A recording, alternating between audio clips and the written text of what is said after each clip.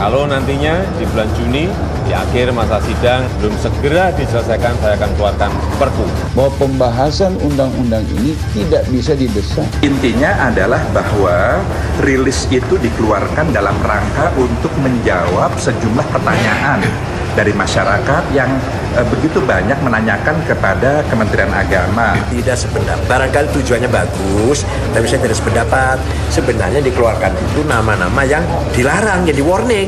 Jangan yang dibolehkan, karena yang baik itu lebih dari 200 ribuan.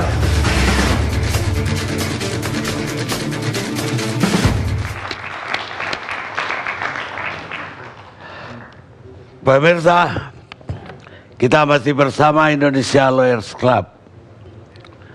Teroris itu tidak punya agama dan tidak punya kebangsaan, kata Vladimir Putin, Presiden Rusia. Sekarang Jenderal Purnawirawan TNI Gatot Nurmantio, gimana tanggapannya terhadap undang-undang anti teroris ini? Pasti dulu juga, karena jenderal baru aja pensiun, pasti terlibat banyak dalam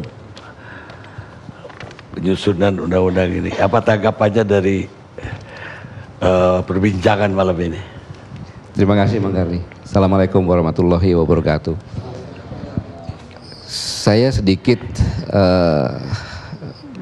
mengilas balik bahwa kita melihat Syria dikatakan negara tumbuh teroris di mana-mana, ISIS, sehingga Amerika masuk, Soviet juga masuk, yang sampai sana tidak keluar. Yang kedua adalah Marawi. Januari 2015 dalam kuliah umum saya di beberapa universitas, saya sampaikan bahwa nanti ISIS akan berubah menjadi Islamic State dan Filipina Selatan menjadi pusatnya. Januari 2015. Baru akhir 2016 Presiden Duterte mengatakan saya akan mengesampingkan HAM untuk melindungi rakyat saya dari teroris, dan 2017 Mei Marawi terjadi. Dari ini saya melihat fenomena yang terbaru sekarang ini. Saya mencoba berpikiran sebagai analis teroris dan intelijen dari luar. Ini penting karena bisa berakibat pada sebab, yaitu pada 11 Mei, saya ulangi, pada 8 Mei terjadi di Makobrimob Kelapa II. Kalau kita melihat seperti biasa saja itu, tapi kalau analis intelijen yang jeli, dia melihat bahwa inilah menunjukkan bahwa kualitas teroris Indonesia sangat luar biasa. Bisa masuk ke jantung markas dan membuat 5 orang Densus 88 gugur dan teroris cuma 1.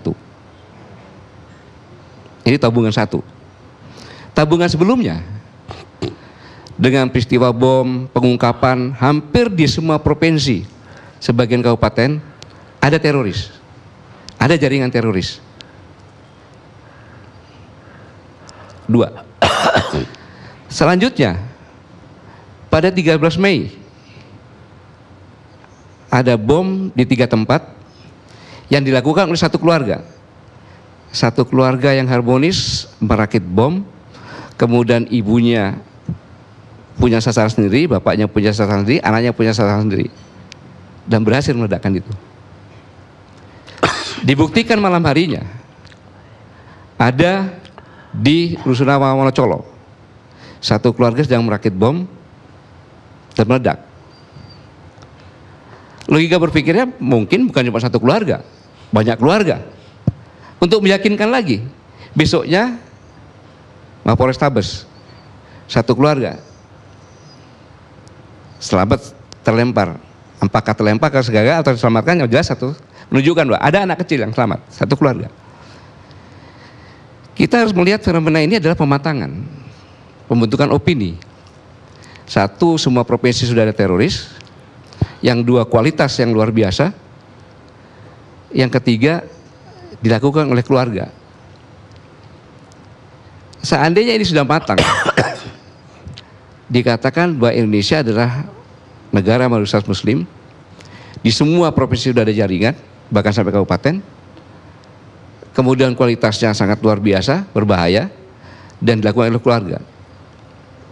Kalau kita tidak waspada, tinggal membuat beberapa tempat, dan beberapa lama tidak bisa dipadamkan, legal negara lain membantu Indonesia dengan pasukannya masuk.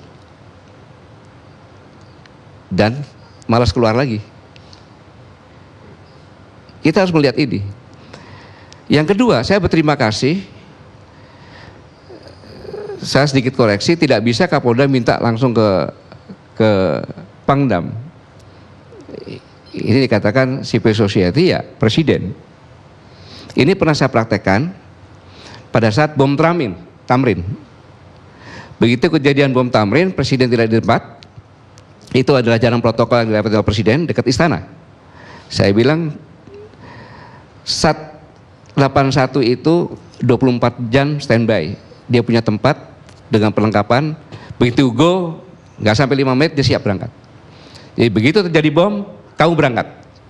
Baru saya telepon sama presiden, bahwa presiden situasi seperti ini, kemudian dekat istana, jalan protokol, saya izin. Begitu diizinkan, hukum sudah saya pegang, maka berangkat langsung masuk. Kemudian dengan kepolisian segala macam selesai, kaget kepolisian, tapi saya sudah megang karena petunjuk presiden. Dalam undang-undang TNI, presiden bisa memerintahkan, tapi setelah itu kepada DPR, persetujuan DPR. Tapi ini nggak sampai 4 jam selesai, padahal bisa 3 hari kemudian. Makanya saya sampaikan kepada Bapak Presiden segera meninjau tempat. Disitulah mendapat pernyataan yang luar biasa bahwa 4 jam teroris di Indonesia itu selesai. Korbannya lebih banyak teroris. Kemudian masyarakatnya, kalau di tempat lain ada bom panci kabur, lari. Kalau di Indonesia begitu ada bom datang, bahkan jualan minuman, selfie di situ. Itulah hebatnya orang Indonesia, nggak takut.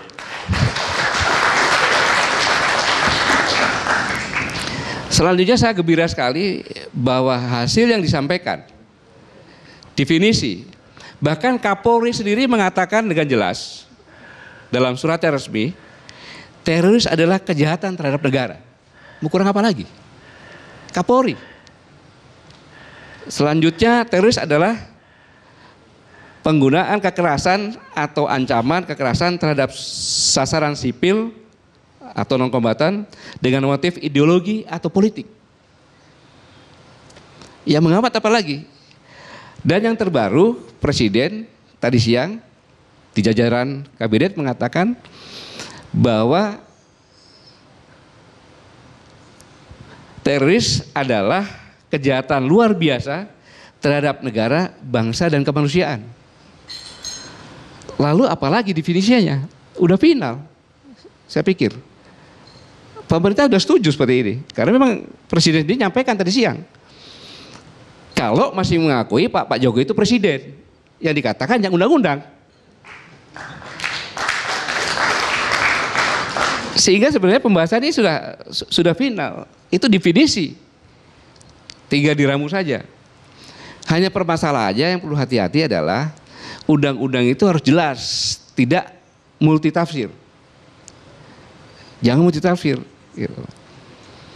Kemudian ya harus masuk di batang tubuh supaya jelas siapa berbuat apa dan tidak multitafsir. Ini yang perlu saya sampaikan di sini. Tetapi mari kita melihat bahwa jangan sampai teroris di Indonesia ini menjadi pintu masuk. Ingat, itu juga proksi dan itu dilakukan di negara-negara di Timur Tengah, semuanya adalah penghasil energi. Sedangkan kita kaya semuanya. Ini yang harus benar-benar kita waspadai. Saya pikir ini yang bisa sampaikan, Pak. Kalau jenderal mengatakan seperti yang tadi itu, bahwa ini hubungannya dengan pintu masuk bagi asing ke Indonesia.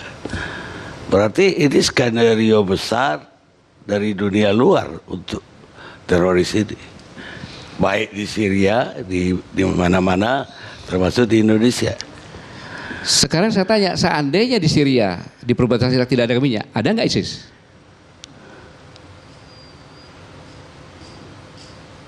Ya ini agak sejalan dengan apa yang dibilang Hillary Clinton juga, bahwa mereka lah yang bikin ISIS. Begini Bang Arni, terhadap negara ini kita harus memikirkan berbagai kemungkinan-kemungkinan yang mungkin terjadi berdasarkan pengalaman negara-negara lain. Kita harus mempersiapkan itu jangan sampai terjadi di negara kita. Kalau kita anggap itu nggak ada, semuanya nggak ada, tiba-tiba kita kaget nanti.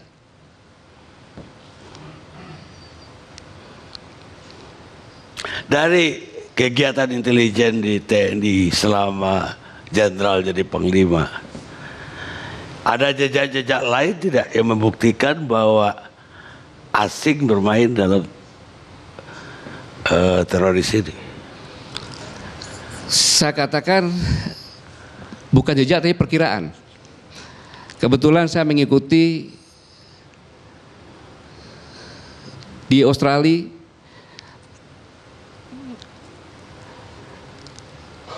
demo beberapa kali, sekitar tahun 2002 atau 2001. Karena Australia akan mengirimkan pasukan koalisi pada saat itu Irak.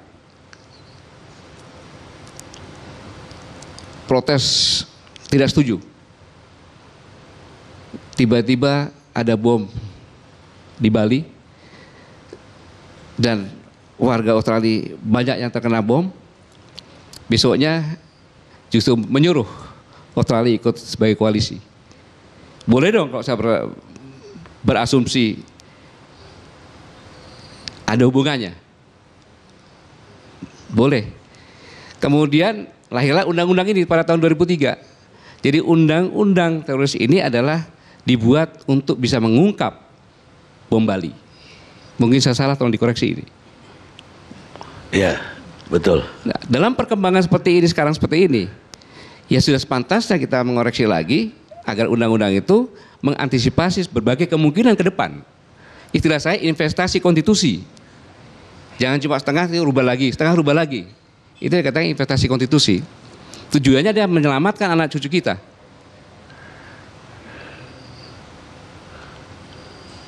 Begini Bang Ardi. Dengan rumusan yang tadi itu jadi perdebatan dari DPR, termasuk definisi segala macam, jenderal punya tanggapan apa? Sehingga agak berlama-lama lahirnya undang-undang ini.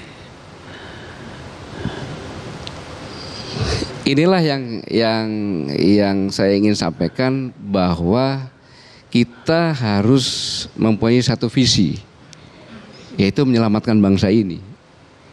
Jangan bangsa ini setiap saat setelah kena batunya dulu baru sadar, baru buat lagi, sadar, baru buat lagi. Sampai kapan seperti ini? Dan saya pikir sudah ada kesepakatan dari semua pejabat-pejabat negara yang punya kepentingan ini. Bahasanya sama saja, coba redaksinya aja yang tapi muaranya sama. Muaranya sama. Bahkan kalau saya, udahlah, Menko Polkam, Kapolri, Panglima TNI semua lupakan saja. Karena Presiden sudah menyampaikan, teroris adalah kejahatan luar biasa terhadap negara, bangsa dan kemanusiaan. Itu saja yang catat, jadikan definisi. Selesai. Sudah pasti setujui, wong Presiden yang bicara.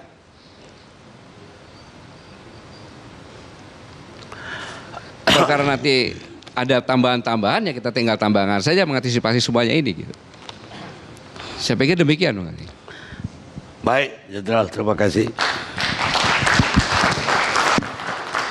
Sekarang saya ke pakar hukum pidana, Pak Akhil Salmi. Setelah melihat perdebatan DPR, kemudian juga komen hari ini di sini, dan perkembangan dari undang-undang teroris itu sendiri, tentu Pak Akhil juga mengamati selama ini. Apa tanggapannya terhadap undang-undang ini? Pertama, mengenai masalah definisi Pak Karni. Kalau kita lihat dalam sistematika undang-undang, itu dia selalu berada di pasal 1. Seyogyanya lah itu diselesaikan dahulu.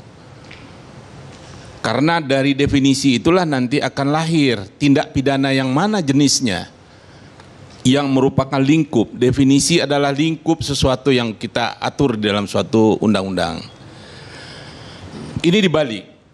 Mungkin ini adalah model yang baru, juga tidak ada masalah. Asal saja ketentuan tindak pidananya tadi terakomodasi di dalam definisi tentang terorisme itu tadi, tindak pidana terorisme. Itu satu.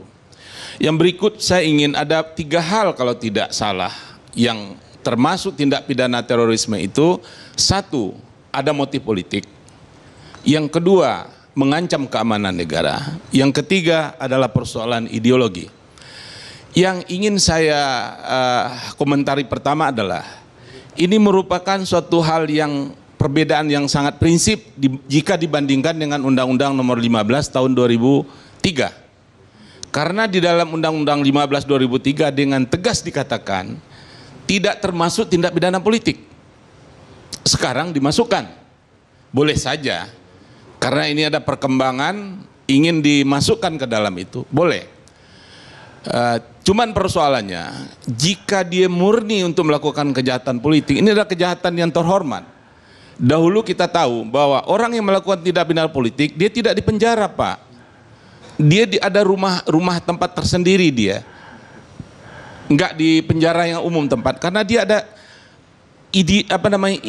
inspirasi politiknya dia itu. Dibedakan dahulu. Ya. Ini yang saya lihat perkembangan sekarang. Apakah pembentuk undang-undang ingin merubah politik hukumnya atau memang lupa tentang sejarah? Sedangkan Bung Karno mengatakan jas merah, jangan lupa kita terhadap sejarah. Saya tidak tahu, ini DPR dengan pemerintah tentunya ya. Saya kira enggak aja itu, ada juga DPR kita lupa memperdebatkan. Kalau dia undang-undang politik, dia buron ke luar negeri, kita nggak bisa minta ekstradisi karena kejahatan politik. Iya, mungkin itu yang ditahan. Yang ingin saya lebih lanjut tentang politik tadi adalah motif politik. Bagaimana kita secara tindak pidana, Pak? Saya nggak tahu, belum lagi membaca pasal unsur. Setiap pasal terdiri dari unsur-unsur. Ya. Ya. Apakah di situ dicantumkan motif politik? Maunya Gerindra itu tercantum. Ya. Ada motif. Kalau tercantum motif politik, bagaimana membuktikannya? Motif. Itu persoalannya. Ini masalah pembuktian di dalam hukum pidana. Bagaimana motif seseorang itu terungkap? Saya orang yang berpendapat motif tidak perlu dibuktikan di dalam suatu pasal. Karena motif itu, kamu karena politik ya, dibilang tidak Pak, motif saya cuma iseng-iseng kok. Bisa bebas nggak? Apabila satu unsur tidak terbukti, orang harus dibebaskan Pak Karni. Ya. Nah ini hati-hati mengenai masalah motif politik tadi. Jika tidak terbukti, bisa nanti dibebaskan. Jadi ada konsekuensi, saya kira tentu DPR ya, dengan pemerintah sudah, mudah-mudahan sudah. Kalau tidak, mudah-mudahan biar saja dulu Perpu keluar. Toh nanti kan ada lagi kesempatan DPR setuju atau tidak. Ya, ini ya sayangnya kalau Perpu itu kan sepihak pemerintah. Karena di negara demokrasi undang-undang kan harusnya antara legislasi dan eksekutif itu terpisah. Iya, cuman kan ada deadline tadi. Presiden kita mengatakan jika tidak ini akan keluar Perpu. Jangan juga kalau ini belum clear terus kita paksakan juga nggak bagus. Kalau ada Perpu biarlah dia berjalan dulu, ada kesempatan juga DPR nanti untuk mengoreksi. Itu maksud saya Pak mengenai masalah ini tadi Pak Karni.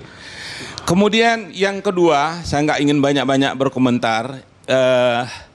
Ancaman keamanan negara, tentang ideologi negara, yang khusus yang saya sorotin adalah motif politiknya tadi ya. Ini perbedaan dengan undang-undang yang lama. Itu mohon difikirkan.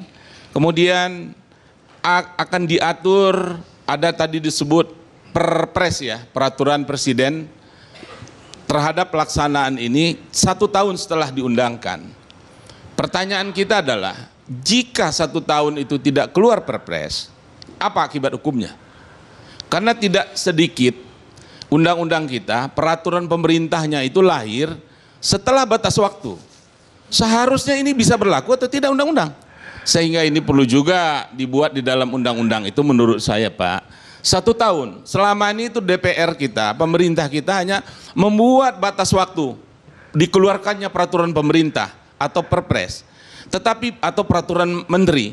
Tapi dalam praktek banyak sekali PP itu yang lahir liwat. Apa sanksi hukumnya? Harus menurut saya. Harusnya dikatakan kalau nggak keluar peraturan pelaksanaan ini nggak berlaku. Atau nggak usah aturan pelaksanaan sama sekali. Malah ada undang-undangnya udah diganti dengan yang baru lagi. PP-nya belum keluar. keluar. Nah ini gimana? Ini persoalan di pemerintah ya. Tentu adalah Kementerian Hukum dan HAM ya dengan Seknek tentunya harus sigap. Jangan sampai nanti Bapak Presiden kita kalau memang bunyi undang-undang 1 tahun dipermalukan kalau tidak keluar itu. Tapi menurut saya harus ada sanksinya Pak Karni. Itu saja yang ingin saya komentari Pak Karni, kecuali kalau ada yang perlu ditambah. Ya, memang kalau kita mau diskusi lebih panjang harus unsur-unsur dari pasal per pasal harusnya kita bicarakan. Itu yang utama. Pasal B nggak diminta didengar oleh hearing di DPR. Enggak, ada yang lebih bagus dari saya Pak Karni. Ini salah saja ILC ngundang saya kira ini. Justru karena kita percaya pasal B makanya kita undang. Kita rehat dulu pemirsa.